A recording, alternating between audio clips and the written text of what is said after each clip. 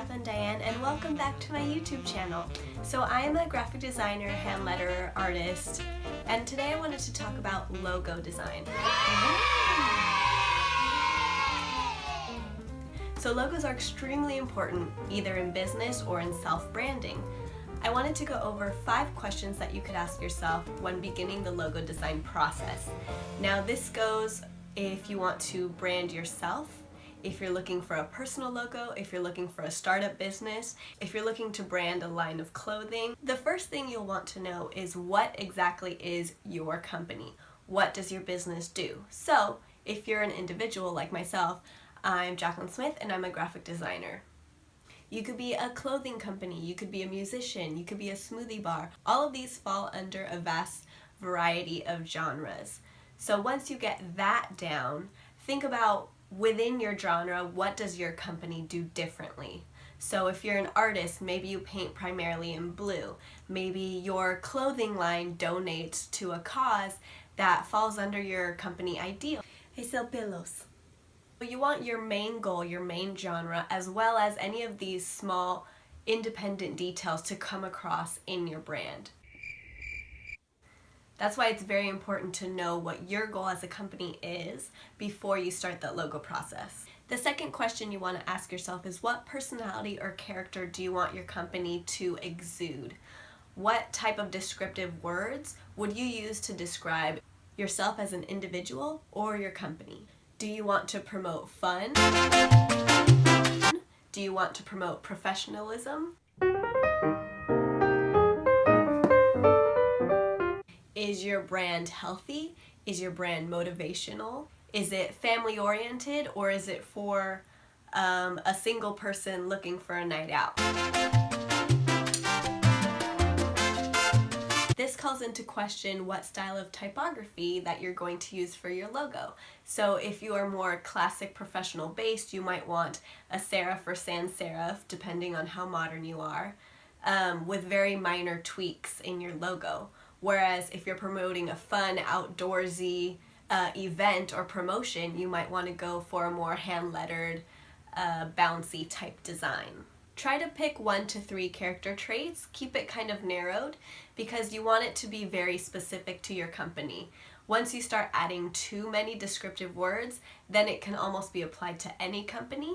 The third question you want to ask is where is your logo going to appear? Now this is very important for logos because it calls into question versatility. You want your logo to be legible in a very, very small sense and on a grand scale, especially if you're going to want it on business cards, letterheads, little trinkets, promotional items to give to your customers. Are you going to need a store? Then you would want it to be blown up big into a storefront sign. Are you going to want a billboard? Are you going to want it in a magazine? You know, all of these things come into question. Is your logo available to be printed on all these various items? Is it more of a vertical style? Is it more horizontal? Do you want it across the top of a page? Is it going to be more of an icon? All of these really affect what type of items it can be used on. The fourth question I want you to ask is how you want to compare to those other brands in your category. This question depends more upon style. So stylistically, do you want to blend in with all the other brands? For example, if you are a milk company, do you want your milk to look exactly the same, just like every other milk on the shelf? So it looks classic, looks like it's been there for a long time, you look like you know what you're doing. They're gonna take the milk because they're like, yep, it's milk, I'm used to it, you know? Strong bones, calcium, vitamins. Or do you want to go the more modern style? Do you want to completely contrast from the other brands on the shelf? So this is like You by Kotex, right? They went with a black box, neon design. This appeals more to young people. It pops on the shelf. It definitely exudes a more fun and happening character. Another example of blending in would be a Mexican restaurant, right? If I see a Mexican restaurant on the corner, it has green, white, and red stripes across the top. It's got a little Mexican flag on the sign. I'm gonna say, that's probably some pretty good Mexican food. I'm used to it. Let's go in there. I'm expecting beans, chips, rice, the normal things that comes on a combination plate. I love Mexican food, okay? In contrast, There could also be a Mexican place with neon pink type. It's big, it's bold, it's loud. I would assume it's more of a younger crowd. Maybe it's a happy hour type of place with fancy drinks. Maybe they play modern music.